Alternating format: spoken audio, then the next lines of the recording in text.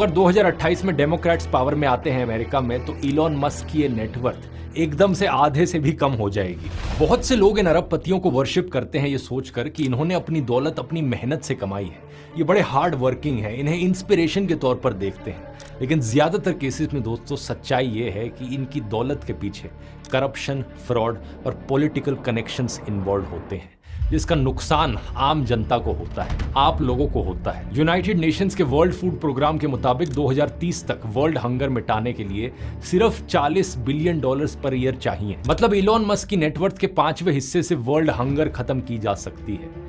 ऐसे ही ऑक्सफैम की एक एनालिसिस के मुताबिक अगर मस्क की दौलत पर सिर्फ 10% टैक्स भी लगा दिया जाए तो 80 करोड़ लोगों को एक्सट्रीम पॉवर्टी से ऊपर उठाया जा सकता है। इलॉन मस्क ने एक बार चैलेंज भी दिया था कि अगर वर्ल्ड फूड प्रोग्राम उनको बता दे कि वो $6 बिलियन में कैसे वर्ल्ड हंगर सॉल्व करेंगे, तो वो तुरंत टेस्ला के शेयर्स बेचकर पैसा दे देंगे।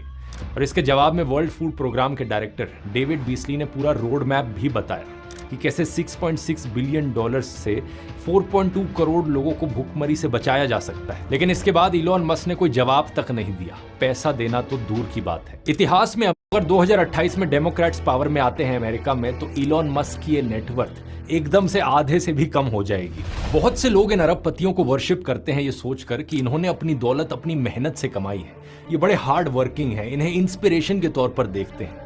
लेकिन ज्यादातर केसेस में दोस्तों सच्चाई ये है कि इनकी दौलत के पीछे करप्शन, फ्रॉड और पॉलिटिकल कनेक्शंस इन्वॉल्व होते हैं, जिसका नुकसान आम जनता को होता है, आप लोगों को होता है। यूनाइटेड नेशंस के वर्ल्ड फूड प्रोग्राम के मुताबिक 2030 तक वर्ल्ड हंगर मिटाने के लिए सिर्फ $40 बिलियन पर ईयर चाहिए। मतलब इलॉन मस्क की नेटवर्थ के 5वें हिस्से से वर्ल्ड हंगर खत्म की जा सकती है। ऐसे ही ऑक्सफैम की एक एनालिसिस के मुताबिक अगर मस्क की दौलत पर सिर्फ 10% टैक्स भी लगा दिया जाए तो 80 करोड़ लोगों को एक्सट्रीम पॉवर्टी से ऊपर उठाया जा सकता है। इलॉन मस्क ने एक बार चैलेंज भी दिया था कि अगर वर्ल्ड फूड प्रोग्राम उनको बता दे कि वो $6 बिलियन में कैसे वर्ल्ड हंगर सॉल्व करेंगे, तो वो तुरंत टेस्ला के शेयर्स बेचकर पैसा दे देंगे। और इसके जवाब में वर्ल्ड फूड प्रोग्राम के डायरेक्टर डेविड बीसली ने पूरा रोड मैप भी बताया कि कैसे $6.6 बिलियन से 4.2 करोड़ लोगों को भूखमरी से बचाया जा सकता है। लेकिन इसके बाद इलॉन मस्क ने कोई जवाब तक नहीं दिया, पैसा देना तो दूर की बात है। इतिहास में अगर 2028 में डेमोक्रेट्स पावर में आते हैं अमेरिका में, तो इलॉन मस्क की ये नेटवर्थ एकदम से आधे से भी कम हो जाएगी। बहुत से लोग इन अरबपतियों को वर्शिप करते हैं ये सोचकर कि इन्होंने अपनी दौलत अपनी मेहनत से कमाई है, ये बड़े हार्ड वर्किंग है, इन्हें इंस्पिरेशन के तौर पर देखते हैं। लेकिन ज्यादातर केसेस में दोस्तों सच्चाई ये है कि इनकी दौलत के पीछे करप्शन, फ्रॉड और पॉलिटिकल कनेक्शंस इन्वॉल्व होते हैं, जिसका नुकसान